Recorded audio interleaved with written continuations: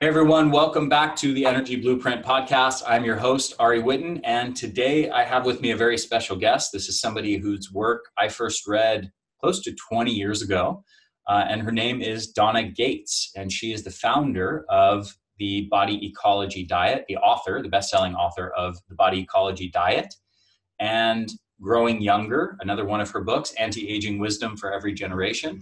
And for the last 25 years, she's been on a mission to change the way that the world eats. Her first book, The Body Ecology Diet, introduced the world to a sugar-free, gluten-free, casein-free, and probiotic-rich diet, and a way of life that's now followed by tens of thousands of people around the world. The diet grew to popularity initially by word of mouth, and all these years later, decades later at this point, still stands the test of time.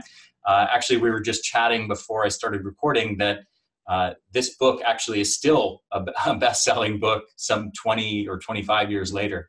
So it's a pleasure to finally have you on, Donna. Such an honor. Well, thank you. When I was invited, I was so excited, Ari, because I've been following you for a while now, and I think the work that you do, the message that you're putting out in the world about energy is critical. I for years, body ecology is based on universal laws. And one of those step by step, and I always say, you have to start somewhere when you're on your way to get well or have a healthy baby or age well, whatever. We have to start somewhere. So what's the first step? And that it's 4 things you have to be focused on. And the first one and the most important one is great energy. And then, of course, you have to correct digestion and conquer the infections and bring down the inflammation. And the 4th thing is to cleanse out those toxins. And if you just focus on those 4 things, you will get well. But energy, nothing happens without energy. Of course, all those other things help increase your energy. And of course, today, so then I thought really hard about, I wanted to bring on information that you haven't said already, that your audience would be really useful to your audience, but still around energy. So I came up with this topic for today, so I'm excited to talk about it. Yeah, I'm excited as well. I want to ask you, just to describe a little bit about your background. What was it originally that prompted you some 25 years ago to write the Body Ecology Diet? And you were obviously preaching things like sugar-free and gluten-free and dairy-free before they really became popular and common. What was it in your personal background that led to the creation and the writing of that book? Well, I really think, like many of us that are out there teaching today, I started off by being sick myself, and I had no idea what was wrong. So I tried everything from, $1,000 a month worth of supplements to being raw to I was macrobiotic for 8 years. I went to Japan to study with Miyamoto. I was serious about getting well. And then I met Dr. Crook, and I realized, I had a yeast infection, and that really seemed to be a very important, information, knowledge to get out there, but his book wasn't strict enough. So I took all this information that I learned over 10 or 15 years, like I'm 72 now. So I started in my early 30s. And I just started taking all this knowledge and pulling it together. And of course, as you do, you attract people with the same problems that you have. And I would teach it and test it. And, it worked. So a lot of people started following, and I started always refining, always constantly learning. So when the book came out, I had discovered the microbiome, but it wasn't called that yet because that word didn't come out.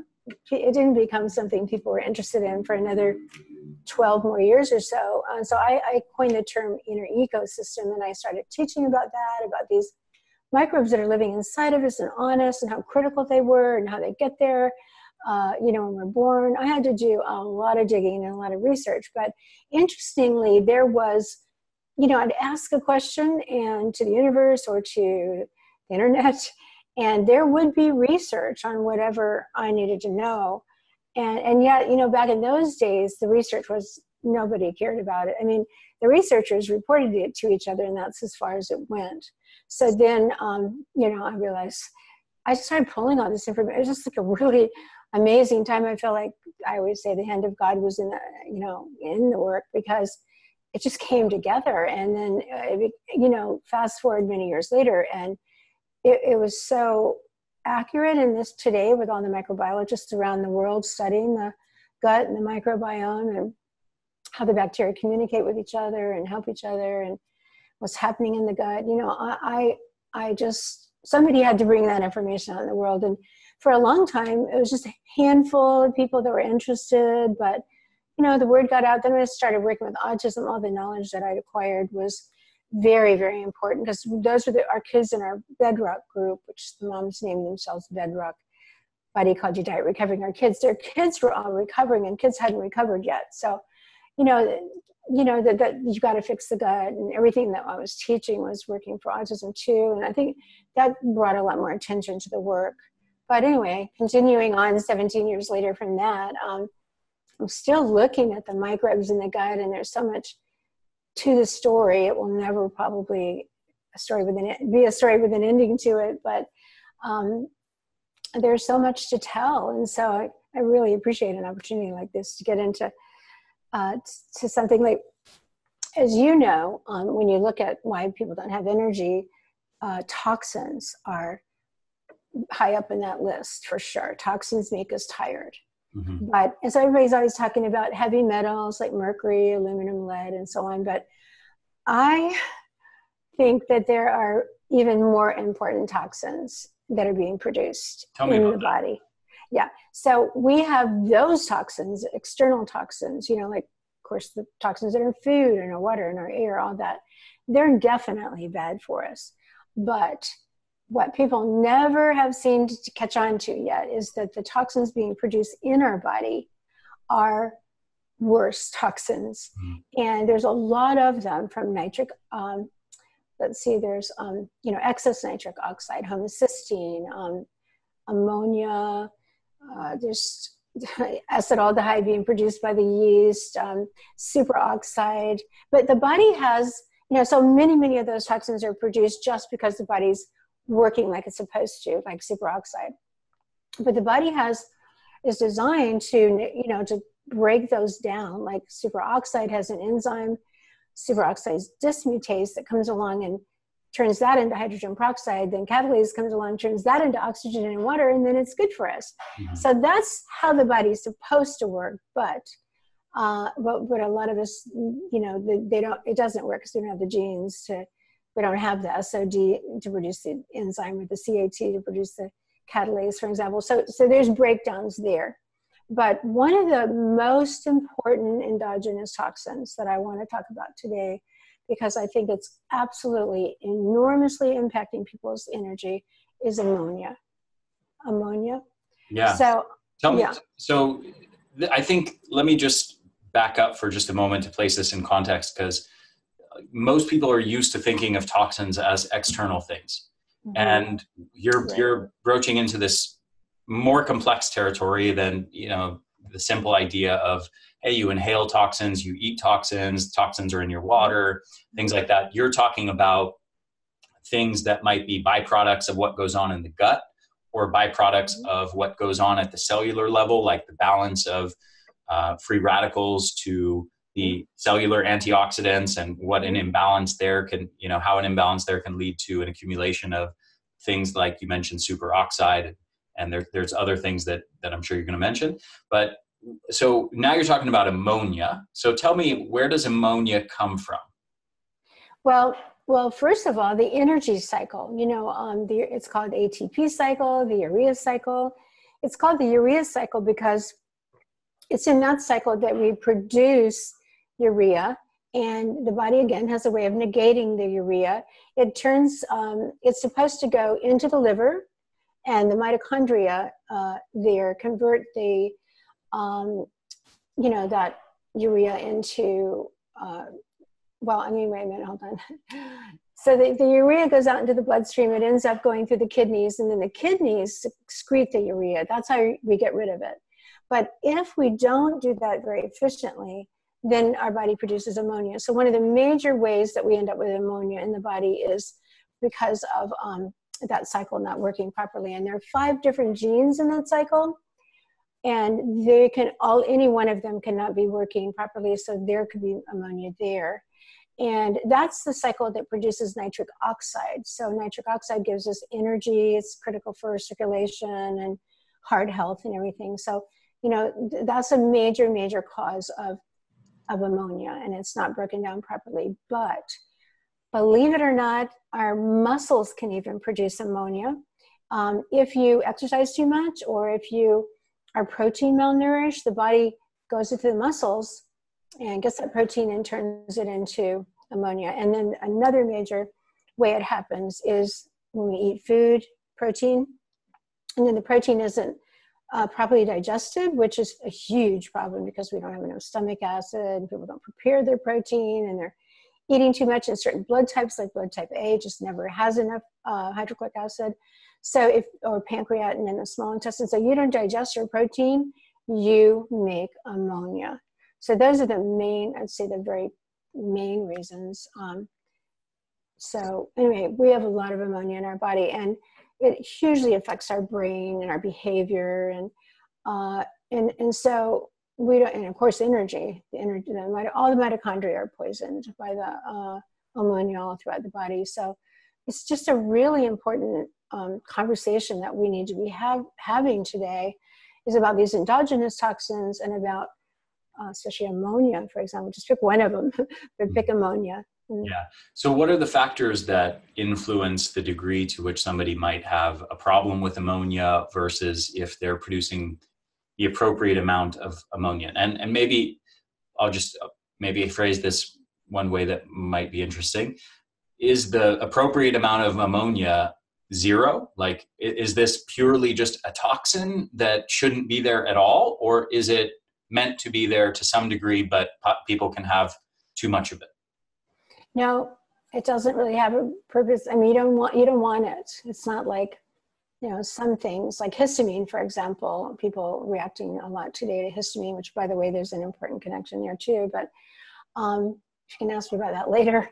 But, so histamine can be a toxin, but it stimulates stomach acid, for example, and it helps us with digestion. And so it opens up, our blood vessels in the gut and everything, so that it alerts us to pathogens that might be in that food. So it has a purpose.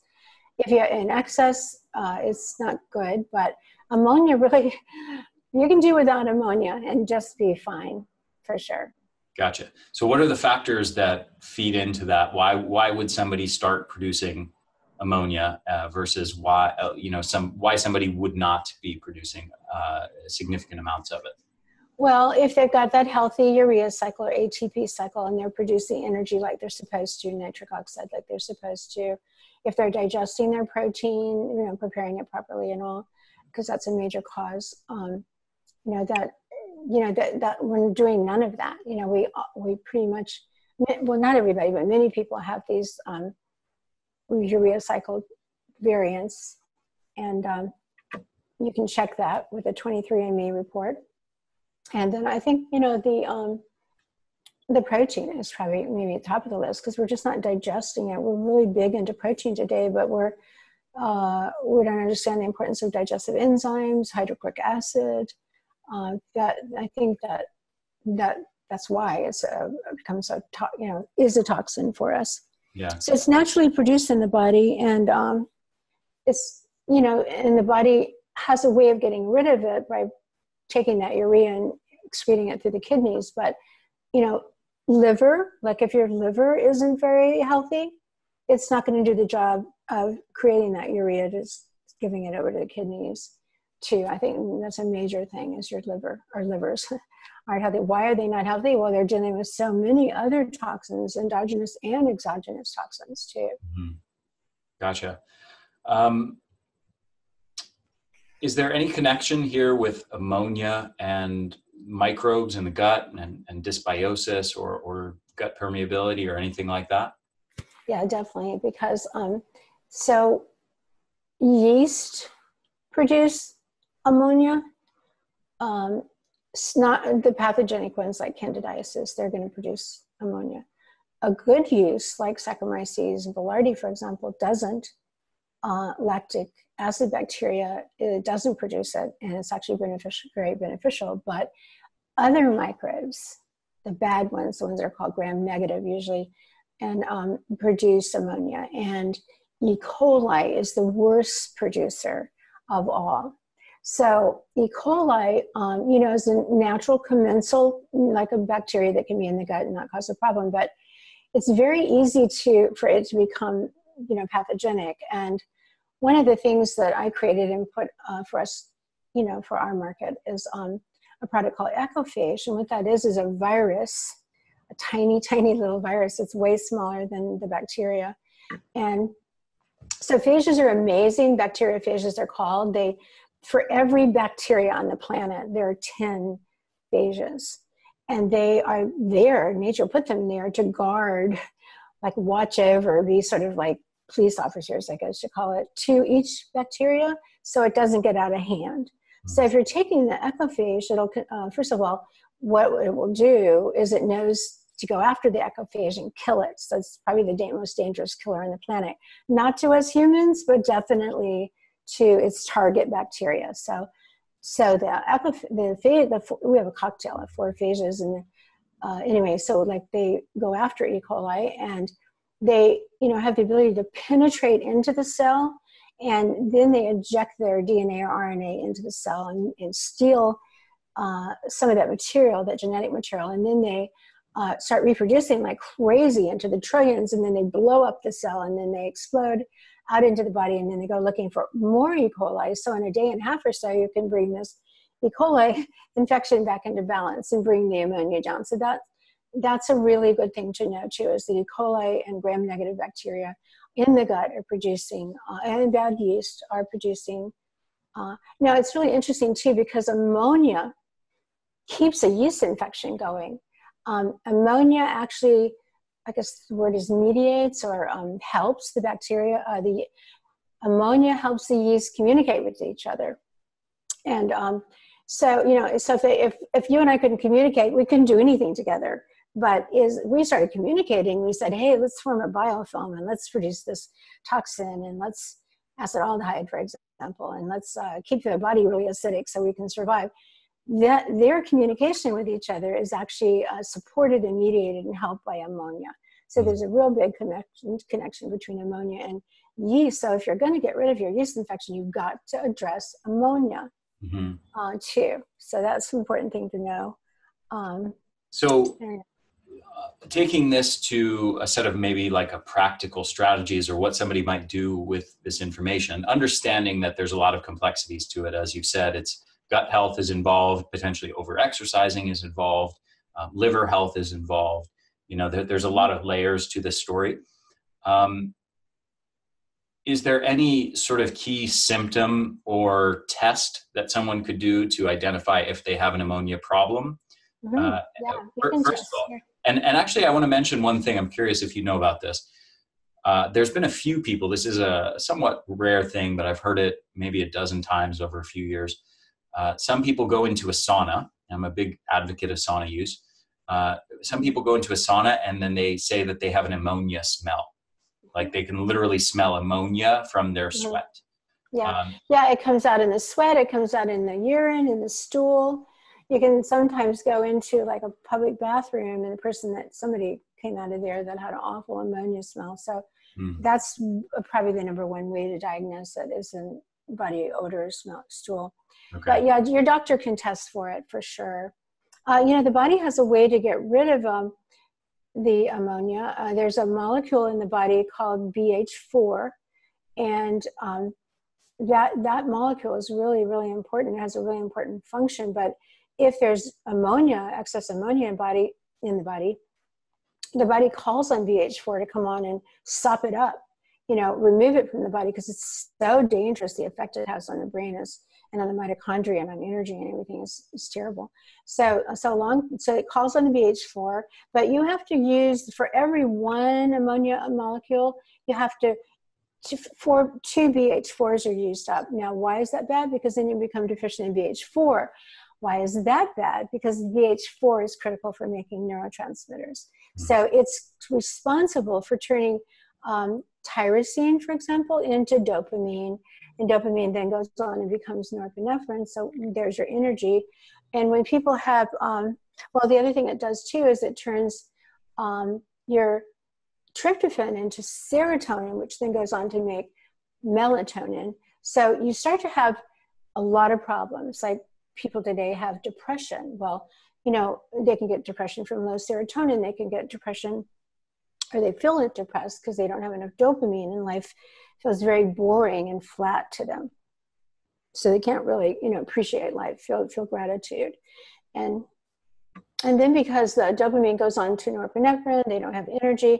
The serotonin turns into, if BH4 is converting the tryptophan into serotonin, it goes on to make melatonin, then you have sleep problems. So that right there, between sleeping and depression and feeling flat about life, you know, that describes where we are today.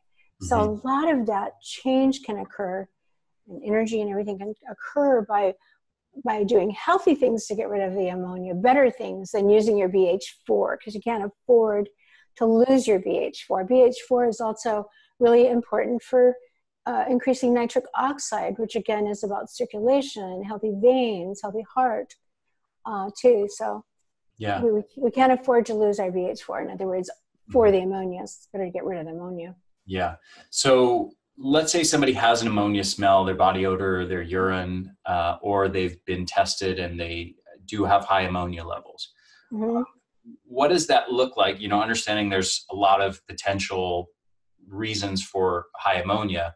What does it look like to then sort of do a set of practical strategies to correct that? So one of them that you already mentioned was, oh, now I'm forgetting on. Well, I'll tell you. One is the liver. You tell me. Yeah. Clean up your liver. Yeah. The bacteriophages. That's the one I was thinking of. The bacteria. Yeah, perfect. Yeah, you want to. Yeah, so we have a product called Liver Mint, which is really, really good for increasing bile flow, which is going to get all those toxins and clean the liver. So the liver is able to actually create, or make the urea and get it out of the body. So that's really important. You need to have a healthy liver. So you must digest your protein, because we aren't digesting protein, and that's a major cause of the ammonia being produced in the gut. And then of course, the ectophage is going to help control the E. coli. But you want to have, and then lactic acid bacteria, like you'll find fantastic lactic acid bacteria in fermented vegetables. Beets, increasing your nitric oxide, and beets are one of the best ways to do that. But beets are super high in oxalates. That's another major toxin in the body, and many people today are reacting to oxalates. They're getting, stones in their kidneys and all throughout the body. They don't even maybe know they're forming them. So there are certain foods that are super high in oxalates. You don't want to eat them. So beets are really great for increasing your nitric oxide. But what you want to do to help bring down the ammonia, but you want to ferment your beets. So either go to the store and get them, there's some companies that make fermented beets, or make them at home. And then I've been teaching for years about a starter that we sell that's called plantarum. If you it's a lactobacillus plantarum, and if you put it in the shredded beets, or beet greens too, they're great. They're also great. They're rich in folate, and when you put them in your fermented vegetables, and you ferment them, then they're very safe to eat. But Lactobacillus plantarum makes folate. Those beet greens are a great source of folate. You want to correct your methylation, because the methylation problem is part of the ammonia, is another cause of ammonia. And then if you have certain genes, like the CBS gene, you're going to produce ammonia instead of glutathione. If you have a gene variant called BHMT, you're going to also produce ammonia instead of glutathione. So you want, and what other genes are there? Methylation genes. So I think looking at genes is a wonderful, wonderful thing to do today, and so much priceless information hidden in our DNA that a person that's trained in digging out that information and helping you apply it can just completely turn your life around. But so genes have to be corrected, and then protein properly digested. There are certain things too, like we need fiber. Fiber will bind up that ammonia in the gut, and like you can buy fiber products like larch, for example, is one, and then also charcoal. But I don't usually recommend people take charcoal with the meal, because then you'll bind up important nutrients and minerals. And also you can take the charcoal, but take it away from the meals. So there's plenty of wonderful solutions. Again, you want to increase your BH4. Just looking to see if I had any notes. So increase your BH4, increase your nitric oxide, and greens again come into the picture for healthy nitric oxide levels. So your kale and cabbage, but not spinach, not Swiss chard, because they again are high in oxalates. You don't want to create a new problem where you're getting stones in your body because you're trying to solve the ammonia problem. Mm-hmm. Now you mentioned fermenting beets. Mm-hmm. It sounds like, I don't think you said it directly, but it sounds like the fermentation process would get rid of the oxalates. Is that correct? It does. Fermentation is one of the best way to get rid of. Like soy, for example, is very, very high in oxalates. But if you ferment soy, like in miso, you don't have an oxalate problem with miso paste. Mm-hmm. So I think miso becomes an excellent protein, an easily digested protein. So, again, preparing your proteins, like most people, especially if somebody likes their meat well done, or they just simply overcook it, or they overcook their eggs. Protein should be very, almost like medium rare. If you make eggs, they should be very softly cooked, even poached, where you're eating mostly the yellow, very slightly cooked at all, because then you digest it. Like people that eat sushi, for example, will find that it's a whole lot easier to eat that raw fish than it is to eat, say, cooked salmon. You can even do a test and see what I mean about that. So the more we cook protein, the more rubbery and more undigestible it is. So that, and people are cooking it a lot today. They love it blackened or whatever, too. So, gotcha. Are there any other toxins that are produced inside of our body that we should be concerned with? Well, one of the ones that I think are another toxin that's super dangerous is acetaldehyde. And just like the ammonia seriously interferes with the brain. As a matter of fact, there's no question it's connected to dementia and Alzheimer's. When the ammonia gets into the brain, it causes a lot of inflammation. Tumor, TNF alpha, interleukin 6, all those cytokines are called into play. And then there's this very sort of like an inflammation storm happening in the brain. The brain can't detoxify that.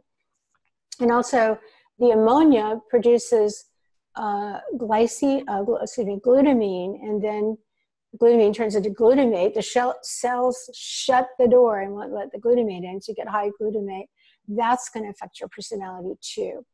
But acetaldehyde produced by the yeast is another brain toxin. And so it's also affecting us very much so, our behavior, our moods, how we sleep, even,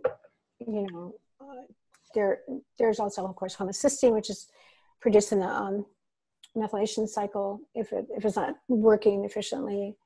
I'm trying to think of some of the other common brain, some of the toxins. How would we deal with too much acetaldehyde? Where is it coming from, and where would we address that issue? Well, actually, kyolic garlic is really good for controlling acetaldehyde, and kyolic garlic is actually really good for controlling ammonia in the brain as well. So that's a good supplement. But glutamine, taking glutamine, which is good for the ammonia, and ornithine, citrulline, those are produced in the ATP urea cycle, but they're not working, and so taking those will be beneficial. But most of all, you want to bring the yeast under control. So again, the two toxins are the two problems go hand in hand with each other. If you have a yeast problem, you've got an ammonia problem. If you have an ammonia problem, the ammonia is keeping your yeast infection alive. And I really know that for at least 50 years, people are coming into this world with a yeast infection. They have a significant amount of yeast. One of the reasons that we're so successful in the beginning with the kids with autism is that we addressed that yeast problem. We fixed the gut, and help them detoxify. That's why they weren't strong enough to be vaccinated, and that's why they start getting well, because we're addressing the causes of when they're little. When they're like 2.5, 3, 4 years old, you can really turn that condition around quickly. So we're fixing the gut, bringing the ammonia down.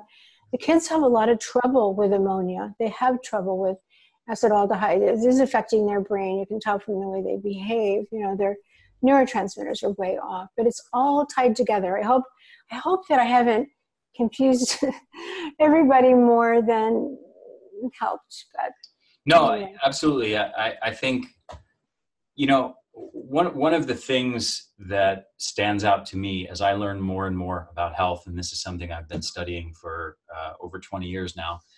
Yeah, I know. I love to follow your work. Thank you. I think you're one of the best people out there. I just want to say that because thank you so much. I appreciate it. Coming from somebody who was a big influence on me 20 years ago or so. That's amazing. Thank you. So one of the things that stands out to me as I learn more and more is how interconnected everything is. And the more I learn, the more it becomes almost humorous. It becomes comical to me to watch people try to do these very, very targeted interventions on this one molecule or this one pathway in the body. Because, let's just take, melatonin, for example. Like melatonin, most people don't know this. They think of it just as a sleep hormone. Melatonin directly affects mitochondrial function. It directly affects production of glutathione and catalase and superoxide dismutase, these very, very important internal cellular antioxidants. It affects the quality and depth of your sleep, which impacts on neurotransmitters, impacts on hormones, impacts on gut health, it impacts on liver detoxification processes. Everything is intertwined. And that's just to name one example. But then you look at something like nutrition inputs or the microbiome, and then you get into the gut-brain axis and all the connections between the gut and the brain and the autonomic nervous system and how that's connected to mitochondria. And, nothing is separate. Everything is a system. And so I think what we really need is more systems thinking and less linear thinking of people trying to identify the one pathway and then take some particular, allopathic medicine is based on, let's identify the one biochemical pathway that's off here and take a pharmaceutical that interrupts whatever the pathological biochemical pathway is. And I think what we need is a lot less of that kind of thinking and a lot more of systems thinking. And what I appreciate about what you're saying here is, the truth is that it's not simple. It's not just one thing. You talked about ammonia and all the different potential causes of it and factors that could play into it. That's the truth of how our body works as a system. So yeah, it's harder to understand than, ammonia is caused by, too much vitamin C or whatever, it's harder to understand, but it's the truth of how our body works. Well, I love the word system because I've said for many years that body ecology is a system of health and healing. It's not a diet, even though that book was called The Body Ecology Diet. And in there, I introduced the 7 principles. One of those is the principle of uniqueness. So for forever, I've been trying to tell people there isn't a way. We can't all be keto or paleo. Some things, I think everybody does well to avoid gluten and sugar. But, there's so much individuality and finding what works. That's what you have to do, is find what works for you. That's why once, about 4.5, 5 years ago, I started stumbling into the world of nutritional genomics. And I really didn't have the biochemistry in college to really, really grasp it, to understand the importance of it fully. But after all these years, I've become, I'm obsessed with learning it. So anyway, I've even developed in the process of developing a software program right now, actually, to take DNA results like from 23andMe and run it through and populate it into these categories so that you can see what's your ability, how much at risk are you for forming ammonia, for having energy problems? Is that your Achilles heel? Or is your problem more to do with histamine? By the way, histamine and ammonia are related to each other. So I really think the reason people are reacting to foods that are so high in histamine is, again, the ammonia that they're producing, bringing that down. But, so there's genes for histamine and for gluten and gut health, and FOOT2 for nurturing the microbes in your gut. So the information will get pulled into these buckets. And then you can look at the person you're helping. You can look at their Achilles heel, I like to call it, where their weaknesses are, and there's always a fix for everything. So I think that, again, we're all different. We need to find out in what ways we're different, and we need to shore up our weaknesses and play off of those strengths that we also have. We have way more strengths than we have weaknesses. Genetic variants. We all have a lot of genetic variants, but we have a whole lot more going for us than we have issues, problems. But as soon as you identify the problem or the weakness, and then you fix that, and the body starts working, it's just amazing. Well, and then there's things like, for example, let's take fermented foods. They're not for everybody right away. I mean, they're fantastic for most everybody. But let's say you have SIBO and you eat fermented foods and you immediately get a lot of gas and bloating. That's almost like a diagnosis that you have SIBO. So what you want to do is you want to wipe out the microbe that's in the small intestine where it's not supposed to be. Could be E. coli, could be a problem. The acrophagia is good for that, but sometimes it's a good bacteria, it's just in the wrong place. And so you want to, get it out of there in the small intestine, but you'll have a relapse if you don't also take care of the colon and establish that microbiome. And that's where the fermented foods are so priceless. And then some microbes, like the Lactobacillus plantarum, which is bringing down the ammonia, is also really, really good for, oh my gosh, I totally lost my train of thought. But it's a major player in the gut, and it's really, really good for degrading histamine. It makes folate. That's the first one to bring back in. That one in bacillus. Bacillus, we have a protein shake with bacillus in it, and that's a really safe thing. Bifidus is safe. So you have the ones that are safe right from the beginning. Introduce a little lactobacillus, because that's the one that's causing the problem, but introduce one like plantarum and reestablish that microbiome so you don't have a constant relapse in the small intestine all the time. So, so people, I also see that people don't see whole enough. They don't have an ability, particularly in the medical, like I'm in Charleston right now, and there's a huge medical complex like two blocks away, and they're so, like you said, single-minded. I think, wait a minute, there's so many other factors you could be looking at. Why are you not looking at them? And so therefore, I'm not a big fan of just going to a medical doctor. I think this is where our field is really much more successful, functional medicine and so on. It's much more successful at truly helping people at the root cause, at the core. And then if they maybe need a little help over there for some reason, you can go over there. But I've said for years, if you want apples and you walk into an orange orchard, you're never going to get apples. And so they don't give you what you really need and want. So don't go there.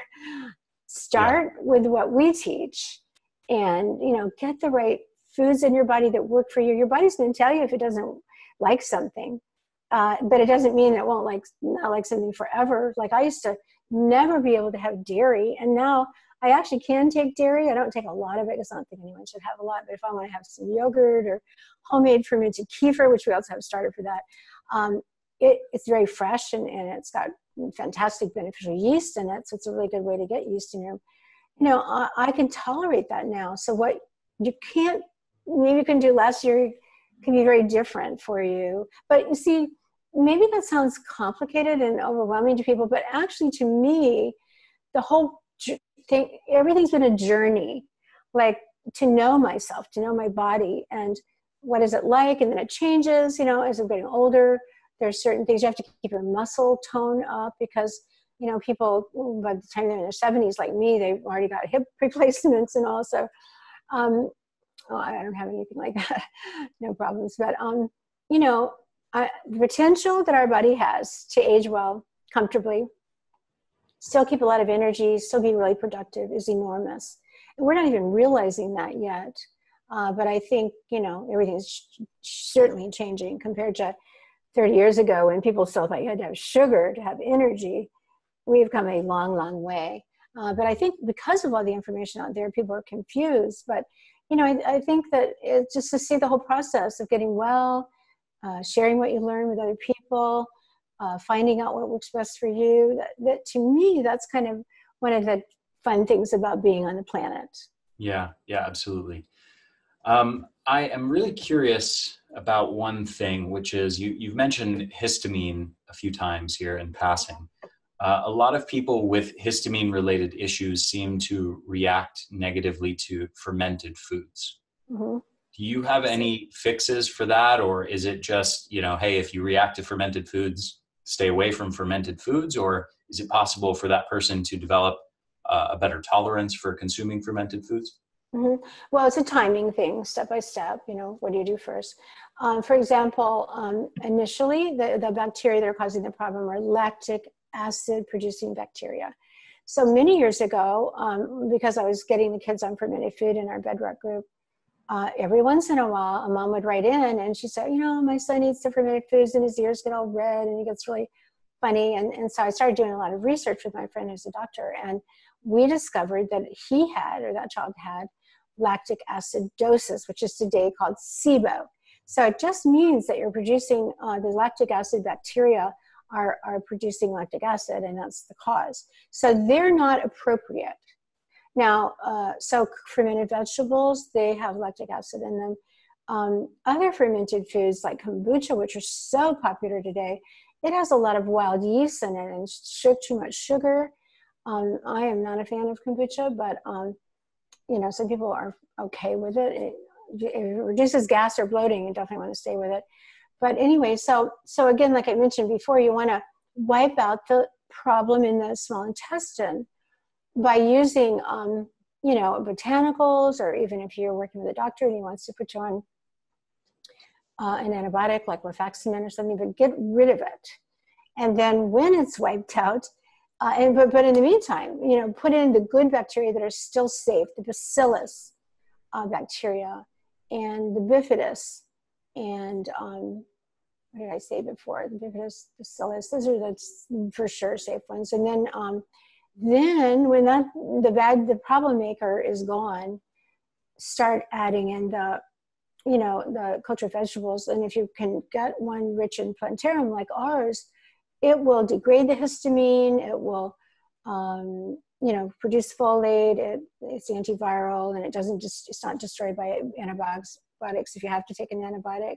So just introduce it in like a tablespoon with a meal for a while, and let those microbes start to reestablish in the gut, protecting that whole entire digestive tract.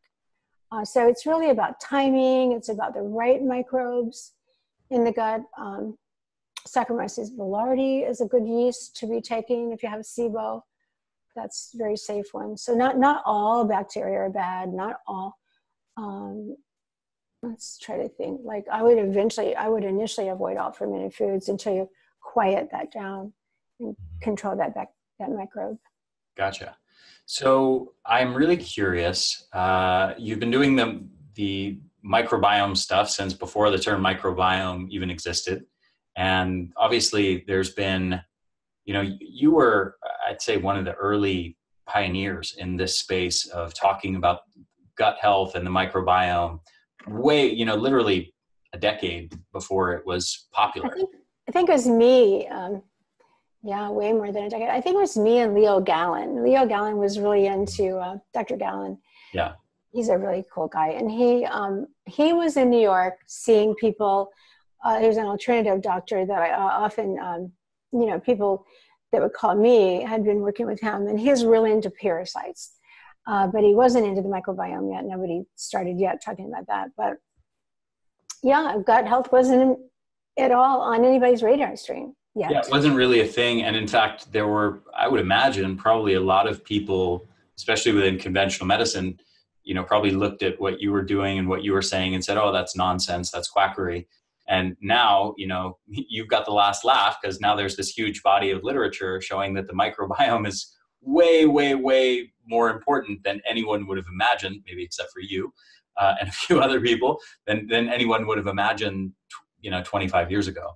Well, I used to make things up. I mean, this is common sense. I'd say, someday the microbiologists in the world are going to start they're going to become sociologists, microbiologists. They'll start to watch how these microbes communicate with each other and interact with each other. And like 2 years later, a science called quantum sensing came out, and that's about how they communicate with each other. So I don't know. I would just know these things and put it out. That's why I don't think I was really new. You mentioned Bedrock, the body ecology diet for recovering our kids. Okay. And you're talking about using microbiome and gut health related stuff to help kids with autism, which I'm sure has been largely looked at as nonsense and quackery for decades. But now, actually, just funny enough, I think literally in the last week or two, I saw some big research that came out linking the gut microbiome with autism. And they even did some therapy. I think it was maybe fecal transplants, and they showed profound benefits in all these measures of different autism-related symptoms. So, it's funny how sometimes things that are viewed as quackery then turn out to actually be really ahead of their time. Well, sort of for the most doctors, but at that time when I started working with Bedrock kids, there were wonderful doctors. Most of them had their own children with autism, and they were truly, sincerely looking for answers. And when they saw our kids getting well, they quickly adopted what we were recommending, and they saw how important gut health was and controlling the yeast infection that kids are born with. But I wanted to say that it's just so amazing to me. There's the the people who know things, and the people who don't know anything. And there seems to be a big divide between the two. But today even, there's still this myth out in the world that kids are not getting well. And for sure you can prevent it. I stopped talking at the Autism One conferences because I kept trying to tell people, look, we should be focusing on prevention, except for Dr. David Berger. Nobody even heard me. So that's the thing a lot of times. Until people are ready, the information you're trying to bring to them just goes right through them. And that's how it was back in those days. I was putting that information out there. It just was like, that deer in the headlights theory. Like, what? I don't get that. Because I guess it wasn't time yet. I don't know. Yeah. I've been there. I've put forth some ideas that I think were ahead of their time. And, I got massively criticized in some cases. And then looking back on things now, like 5 years later, the science has come out more and more and more showing that everything I was saying was completely true. But at that time, it was, sometimes there's a danger of putting ideas out there before people are really ready to hear them. I'll say, because I was also bringing stevia into the world. It didn't exist yet. And I was working with some scientists at the university in Beijing, and they got me this, I called it stevia because I couldn't speak Chinese, but it really was mostly Robotiacide, and put it out in the world. And then Robert Atkins helped me, they helped me promote it and tell people about it. So it started to grow. But then there was Monsanto, who was real into aspartame, nutrient equal, and then I brought in coconut oil, and Center for Science and Public Interest really attacked. So there was, like suddenly you're audited by the IRS, or, your files or your computer's stolen. And I just had backed up all my stuff, and they took that too. And, just like, it is a battle in the beginning sometimes, but it's not that hard at all anymore, because there's so many of us seeing this. I think they've lost the battle. Now the real goal is for people like us to reach people, convince them that they can get well, and here's what to do. Apply it, find it, and then go share it. Because you see, we really are fighting a battle. We really are. Just recently, Google wiped out 93% of our customer base because of autism. So we're having to rebuild ourselves, which fortunately a lot of What do you mean by that? Just can you explain that? You know what? I got a tech team, and they told me, because we noticed our sales just plummeted, and we thought, what's going on? We hired an expert, and she said, well, Google they didn't just hit us, they hit Josh, everybody, many companies. The big algorithm change. Yeah. But it wiped you. People can reach you anymore. Right. And so you wonder who orchestrated that, whose idea was to do that. So only certain ones of us, not everybody, got hit. But so my point is, we still need people out there getting well, being really good models, and then also sharing what you know with anyone who listen. And especially if they're sick, they'll listen. And that's how we're going to win the battle. You know, there's a lot of us out there telling the truth. I think we're at that tipping point if we haven't already tipped. And but we still have a long way to go. And again, like, for example, if I can make a plug for my theory on preventing autism, for 17 years, we haven't had a single child born with autism. I've helped lots of moms get pregnant and have healthy babies. And it's because I let them know that that baby's most likely going to be born with yeast infection.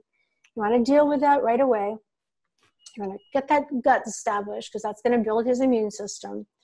Don't feed him sugar, even though most of the baby foods on the market have pears and apples. Do not go that way. You know, and then what we do is we take the fermented coconut water, which is another drink I invented. And the moms have been drinking it during the pregnancy to get the good microbes in their gut anyway. And then they put little dropperfuls of that into the baby's tummy, in his mouth, little dropper.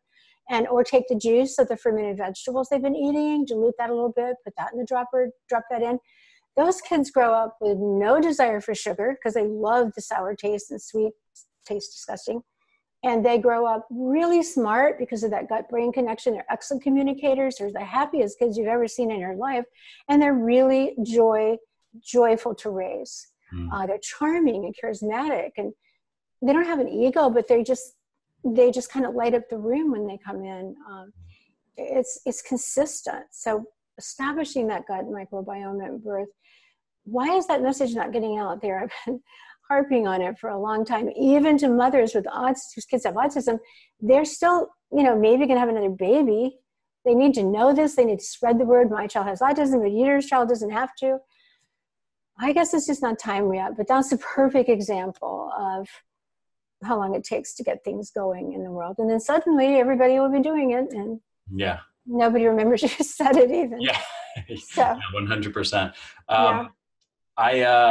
I want to ask, since you've been doing microbiome related stuff for 25 plus years now, I'm just curious, what have been some of the biggest shifts, or have there been any major shifts as far as your thinking around the subject? Did you think certain things 25 years ago that turned out to be wrong in any case, or were there some big breakthroughs that have changed your thinking on any particular microbiome related subject? Yeah, what comes up for me when you ask that question is I was at a Natural Products Expo when Dr.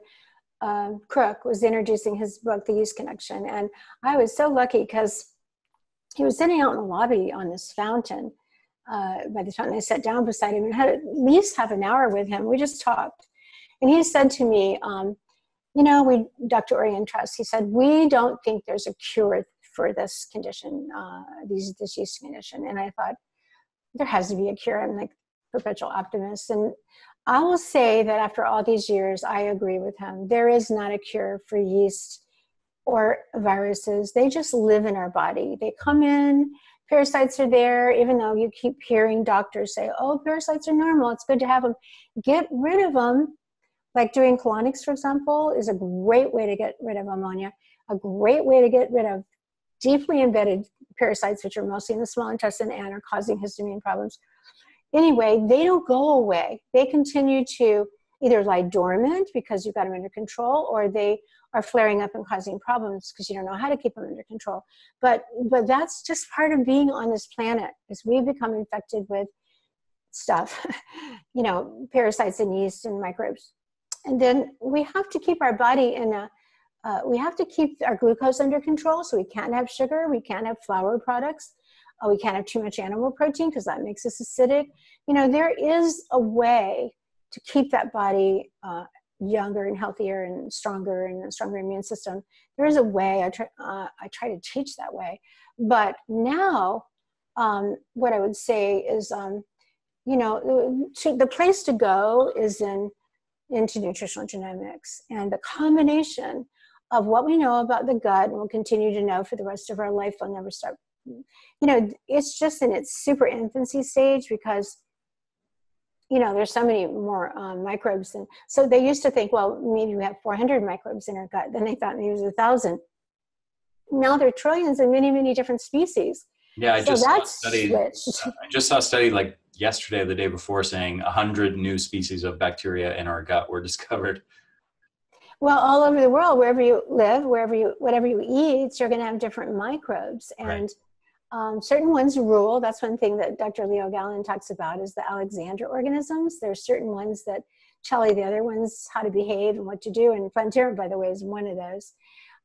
He named them that because Alexander the Great was this great leader and everybody just followed him to their death even. But in the gut, they need leaders. And so there's certain microbes, the rest of them will follow. I just think most of all, I'm way sort of beyond the microbiome. It's an accepted fact to me. What's next? It's the genes and the microbes' genes. So we have our 23,000-ish or so, probably not that many.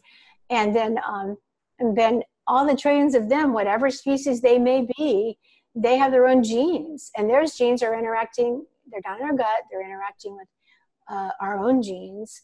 And it's so interesting, like they have like a big gene swapping orgy down there inside of our gut, sharing genes with each other all the time. So it's really difficult for the microbes for macrobiologists to look and say, here's a bifidus, and here's the genes that the bifidus has, because then they can look at 100 bifidus, just the same bifidus. They could all be like bifidus breve or inventus or something. They're all the same, but they have completely different genes because they swapped with somebody else living close to them.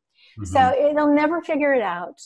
We just have to know how to keep our microbiome healthy. I think fermented foods are really, really important. And, the basics, as you know, Ari, bringing stress way down, which is real hard to do for a lot of us because we are sort of choose it, choose to be too busy. And, but stress, sleep, eating the right diet for you and digesting that food, putting in the right microbes, healthy microbes. Actually, I was gonna ask you this. What you're saying right now almost fits into the last thing I wanted to ask you. So maybe I'll just interrupt you and ask you it.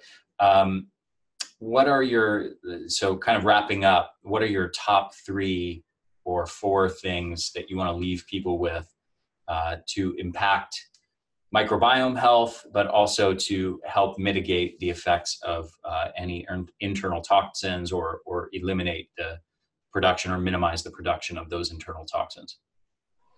Well, it's funny how no matter what you study, it always comes down to what you eat. So I think finding the foods that are right for you and digesting those foods and having the microbes, helping to digest the foods is critical. But getting back to step by step, and this is why I always go back to those 7 universal principles. They always help me find answers. And so, I was thinking, oh my gosh, there's so much confusion out in the world. How will anybody know what to do?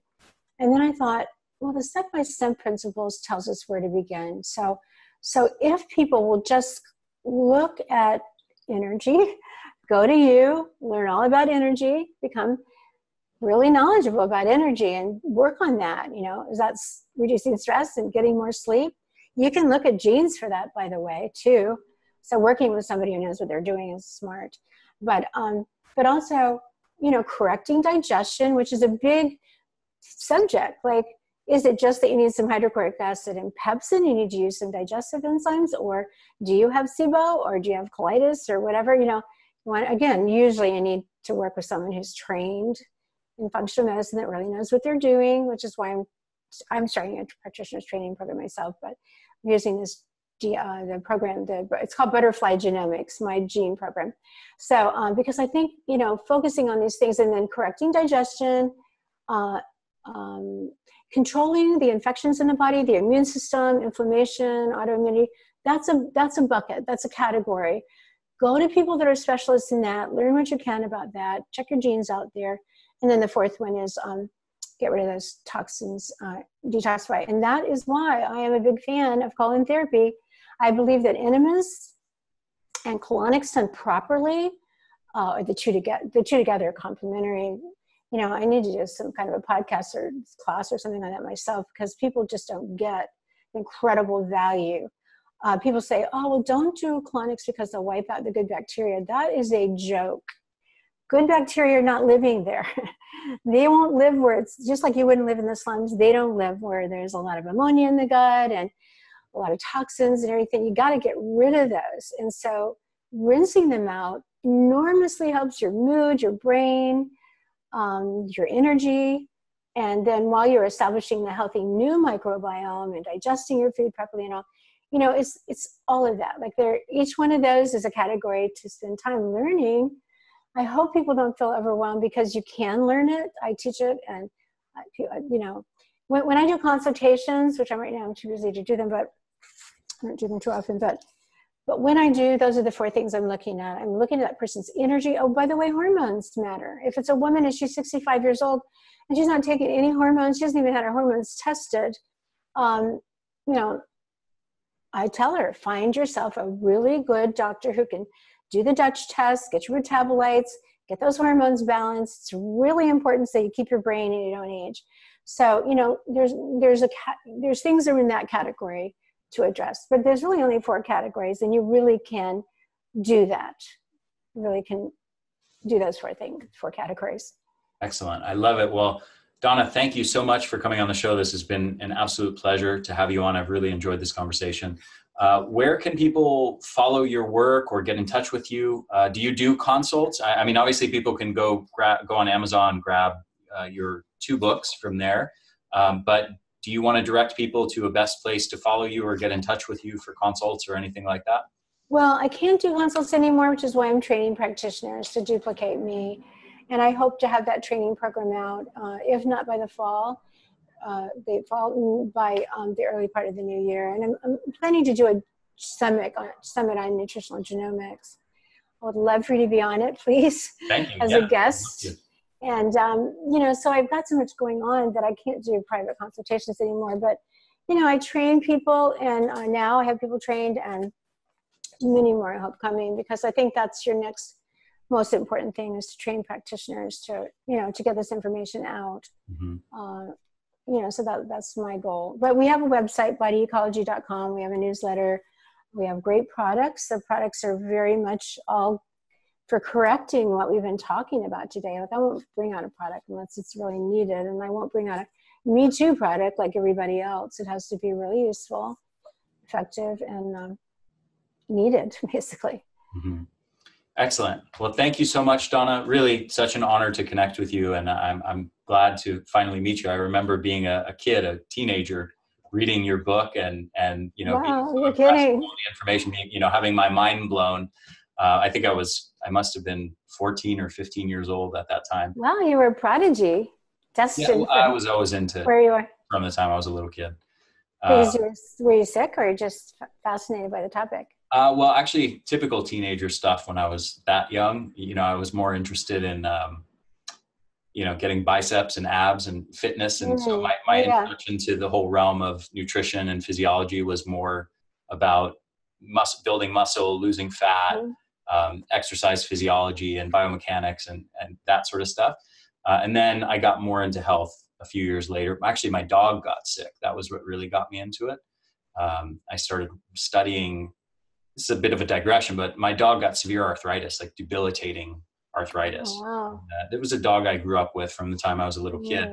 And I just couldn't bear to watch my dog in so much pain. He couldn't even bend down to drink water out of his bowl without yelping in pain. And